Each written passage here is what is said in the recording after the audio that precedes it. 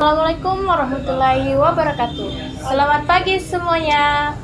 Hari ini kita akan bincang sastra, di mana judul buku yang akan kita perbincangkan yaitu Perempuan di Titik Nol, di mana penulisnya adalah Nawal El-Sadawi. Oke, baik. Sebelum itu kita perkenalkan diri dulu ya. Saya Andi Nela Sarani Petapoi. Saya Nurul Mukminah. Dan saya Mita. Kami di sini akan menceritakan isi dari buku ini dan apa kaitannya dengan kehidupan sehari-hari serta kritik apa yang ada di dalam buku ini dan tertuju kepada siapa. Baik, kita akan ke narasumber pertama. Bisakah Anda menceritakan apa yang sudah Anda baca di dalam buku Perempuan di Titik Nol ini? Baik, terima kasih host kami. Sebelumnya saya akan memperkenalkan sedikit mengenai si Newal dari buku Perempuan di Titik Nol ini. Si Newal ini ada pada suatu hari, si Newal ini dia berkunjung ke suatu penjara, yang dimana dalam penjara ini dia bertemu kepada seorang dokter. Dokter ini dialah yang bertugas menjaga para tahanan di dalam penjara tersebut. Si dokter ini menemukan ada satu perempuan yang dimana perempuan ini melakukan suatu pembunuhan kepada suaminya. Namun menurut si dokter ini perempuan tersebut tidak melakukan hal tersebut. Tampaknya karena perempuan ini terlihat berbeda dari beberapa tahanan-tahanan lainnya. Ya, jadi dari sinilah si Newal tertarik untuk mencari tahu mengenai kondisi dari Firdaus, seperti apa, bagaimana ini Firdaus, apakah betul-betul dia melakukan pembunuhan kepada suaminya atau bagaimana. Namun tidak segampang itu si Newal bertemu dengan si Firdaus. Ada beberapa hal yang membuatnya sulit untuk bertemu kepada Firdaus. Tapi pada saat itu dia sempat bertemu kepada Firdaus saat ingin dieksekusi. Oke, baik, bisa kita simpulkan apa yang sudah narasumber pertama bacakan, bahwa di dalam buku ini penulis Nawal El-Sadawi ini dia berkunjung di sebuah penjara di mana dia bertemu dengan seorang dokter yang menjaga beberapa tahanan di sana dan menceritakan kepada Nawal El-Sadawi bahwa ada satu perempuan yang dimana kasusnya adalah membunuh seorang laki-laki. Namun dokter ini merasa bahwa perempuan ini agak berbeda dengan perempuan lainnya, pembunuh lainnya. Dia mengatakan kepada Nawal El-Sadawi bahwa kamu tidak akan bertemu dengan perempuan ini baik di dalam maupun di luar penjara. Baik, kita ke narasumber kedua. Bagaimana apa yang sudah Anda cerita, apa yang bisa Anda ceritakan di dalam buku Perempuan di Titik Nol ini? Baik, terima kasih host. Hal yang bisa saya ceritakan kembali terkait buku dengan judul Perempuan di Titik Nol karya Nawal El-Sadawi, di mana pemeran utamanya itu seorang perempuan bernama Firdaus yang dijatuhi hukuman mati karena telah membunuh seorang laki-laki. Dan sebelum beranjak ke sana, sebelumnya Firdaus itu ikut tinggal bersama pamannya. Namun pamannya ini di sini memiliki seorang istri yang terbilang jahat kepada Firdaus, dan di mana di sini Firdaus itu dipaksa menikah dengan seorang syekh yang sudah berumur sekitar 50 hingga 60 tahunan. Di situ yang syekh ini itu juga terbilang sangat kasar dan sangat pelit kepada Firdaus. Firdaus sering dipukuli dan mendapat kekerasan oleh seorang syekh ini, sehingga Firdaus tidak tahan lagi dan ia memilih untuk kabur dari syekh. Dan di perjalanan dia bertemu dengan seorang pemilik kopi, di mana dia di situ diterima dengan baik dan dibolehkan untuk tinggal di sana.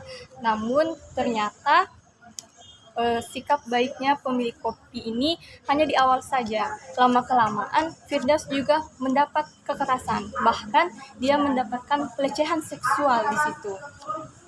Dan di situ juga Firdaus mulai kabur lagi dan bertemu dengan seorang mucikari, yang dimana Firdaus di situ diambil untuk bekerja sebagai pelacur. Dan saat Firdaus sudah lama bekerja sebagai pelacur, dia merasa dia tersadar bahwa di sini dia hanya dijadikan objek dagang tanpa adanya imbalan yang setimpal gitu. Dan lama-kelamaan Firdaus kembali menyusuri jalan lagi dan bertemu dengan sosok pemilik perusahaan atau orang yang bekerja di perusahaan yang bernama Ibrahim, dan di mana di situ Firdaus bekerja di perusahaan tersebut sebagai karyawati dan bertemu dengan Ibrahim yang Firdaus rasa bahwa Ibrahim ini bisa menjaganya. Ibrahim ini bisa memberikannya rasa nyaman. Namun pada akhirnya lagi-lagi Firdaus dibuat kecewa. Karena mengapa?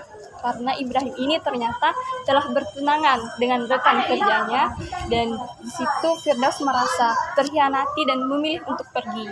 Dan di saat ia memilih untuk pergi, dia bertemu dengan sosok laki-laki yang mengajaknya bekerja, tetapi Firdaus tidak ingin dan ia memilih untuk bekerja sendiri saja. Karena menurutnya setelah bertemu dengan Ibrahim, ia tidak ingin menjadi seorang istri yang dijadikan budak lagi. Gitu. Dan setelah bertemu dengan sosok laki-laki yang mengajaknya bekerja, di situ Firdaus cekcok dengan laki-laki tersebut. Dan dengan entengnya Firdaus menikam laki-laki tersebut. Dan di situ Firdaus kembali bekerja menjadi pelacur dan bertemu dengan sosok pangeran yang mampu membayarnya dengan harga yang sangat fantastis. Namun Firdaus mengatakan kepada pangeran tersebut bahwa Firdaus telah membunuh seseorang dan akan membunuh setiap laki-laki yang dia temui. Di situ pangeran merasa ketakutan sehingga Firdaus dicari oleh polisi, bahkan ditangkap oleh polisi dan divonis hukuman mati. Begitu. Bisa kita dapatkan bahwa kehidupan Firdaus ini ternyata sangat berat ya, keras, karena dia sebenarnya mencari kebebasan, di mana di bangsanya itu di Mesir itu tidak ada hal-hal yang bisa menghormati perempuan. Di dalam buku ini menceritakan kisah kehidupan Firdaus yang dimana ia mencangkut teori feminisme, dan di zaman sekarang ini masih ada jejak-jejak feminisme. Contoh dalam kehidupan sehari-hari yaitu dalam rumah tangga, masih ada perempuan-perempuan yang mengalami kekerasan rumah tangga, yang dimana kasus-kasusnya itu ada beberapa dari mereka yang tidak bernasib baik sehingga nyawa pun jadi taruhan. Menurut narasumber pertama, adakah narasumber mengetahui di dalam kehidupan sehari-hari masih ada feminisme? Bisa Anda ceritakan? Baik, terima kasih host kami. Dari berdasarkan buku novel Perempuan di Titik Nol ini, sebenarnya kaum feminisme ini tidak selamanya dikatakan sebagai kaum yang lemah dan tidak bisa berbuat apa-apa sehingga tak berdaya.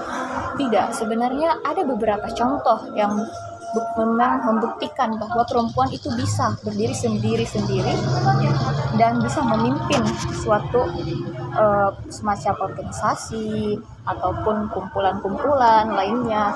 Dan contohnya kita bisa lihat secara bersama-sama ya, Ibu Megawati Soekarno Putri berhasil pernah menjabat sebagai presiden yang memimpin negara kami ini, dan menurut saya beliau itu membuat kita terdorong bahwa perempuan ini tidak selamanya dikatakan sebagai perempuan yang tidak bisa dalam memimpin suatu hal. Bahwasannya kita ini juga bisa, tidak selamanya itu laki-laki ya kan, tidak selamanya itu para lelaki yang bisa memimpin dalam suatu hal. Pada dasarnya kita juga bisa, cuman ada beberapa faktor-faktor latar belakang lainnya yang membuat kita sedikit kurang untuk terdorong begitu ya. Tapi dari beliau ini memang betul-betul membuktikan bahwa kita juga bisa dalam hal apapun itu.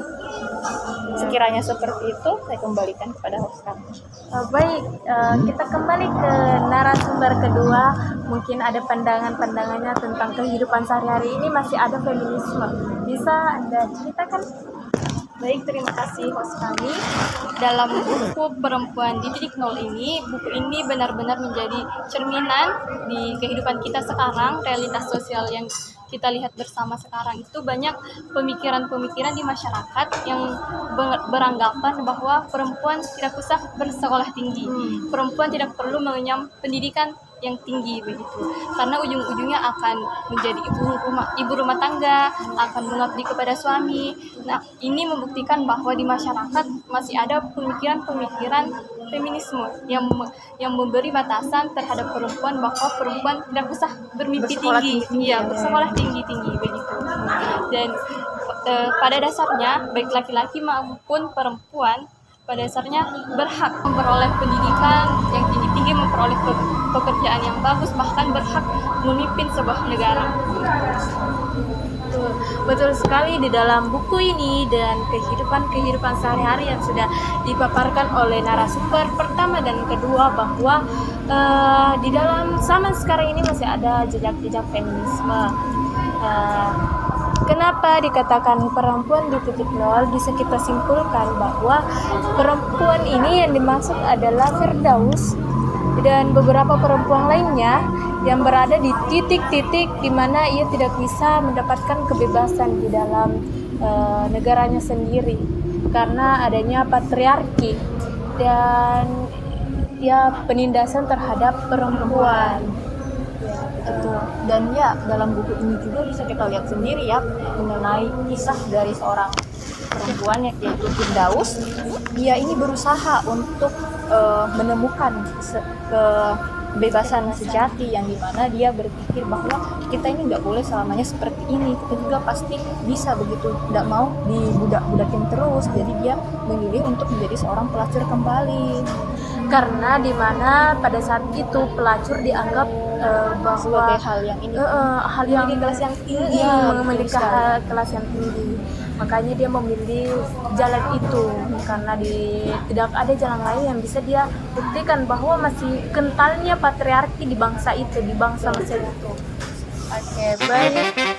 Itulah podcast kami hari ini tentang Perempuan di Titik Nol, penulis karya Nawal El Sadawi. Sekian dan mohon maaf bila ada kesalahan kata. Kami mengucapkan wassalamualaikum warahmatullahi wabarakatuh. Terima kasih semuanya.